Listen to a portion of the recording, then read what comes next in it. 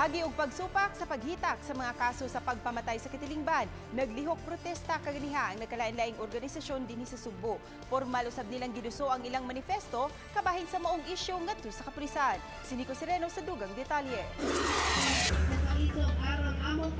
Nagmarcha ang mga sakop sa bag-ong naumol nga organisasyon nga nasuko o nagpakabanang Sugboanon alang sa kinabuhi ug hustisya. Milaho sila sa headquarters sa kapulisan sa Camp Sergio Osmeña. Bit-bit ang mga placards nga nagkondenar sa sunod-sunod nga mga pagpamatay sa Sugbo. Pipila sa mga babae nga nagprotesta, nagsulob pa og itom nga belo agi og simbolo sa ilang pagbangutan. May dala pa sila nga daw lungon nga nagsimbolo sa mga kinabuhing nakalas sa maong mga panghitabo. Nakaplastada niini angan sa 4 anyos nga si Skyler Abatayo nga namatay atol sa anti-drug operation sa Barangay Ermita. Una niini sa gihimong forum sa grupo sa usa ka universidad kaganihang buntag, lakip sa mitambong ang apuhan ni Skyler nga nang hinaot nga makapot ang hustisya alang sa bata. We demand that law enforcement agencies truly perform their duly sworn responsibilities and duties to keep peace, protect their constituents, uphold justice, and advance human rights. Stop the killings!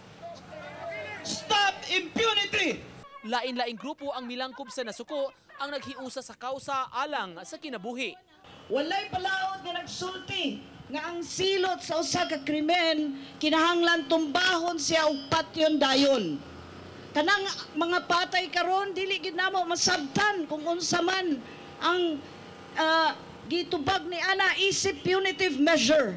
Aron pagpahibaw sa ilang advokasya, miduso sila sa ilang manifesto ngadto sa kapulisan.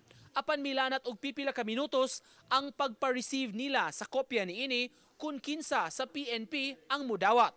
Matod sa grupo, magpadayon sila sa ilang kalihukan pagsupak sa mga pagpamatay. Mubalik unta ta sa katong panahon ba nga nakita nato nga ang kapulisan tiunay nga mitabang nato para mamintinar ang atong peace and order.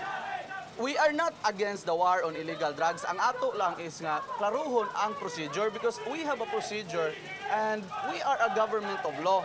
Sa press conference karong udto, gikumpirmar ni Chief Superintendent Debold Sinas, hepe sa PRO7, na dawat na niya ang position paper sa grupo. We have received their manifesto, we'll study it, and we'll keep you informed. Nico Sereno, Balitong, Bisdak.